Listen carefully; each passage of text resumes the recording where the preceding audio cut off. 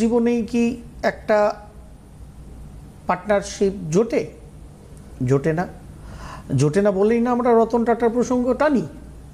তার কারণ ব্যতিক্রম রুলসকেই প্রমাণ করে, এটা বিজ্ঞানেরই কথা।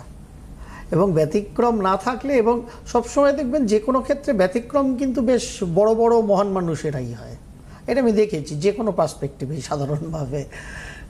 যার ফলে সেরকম আমরা কখনো রতন টাটাকে টানি, কখনো আমরা লতা মঙ্গেশকরকে টানি।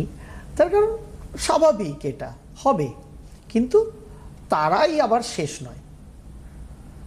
সুতরাং জীবনের মধ্যাহ্নে এই গাঁটছড়া বাঁধার ব্যাপারটা থাকে, এবং গাঁটছড়া যেরকম বাঁধলাম, মানে একে একে দুই হলাম ভাবছি আমরা, অ্যাকচুয়ালি দুই হওয়ার জন্য কিন্তু গাঁটছড়াটা বাঁধি না, ওটা 11 অ্যাকচুয়ালি 11 হওয়ার জন্য বাঁধি।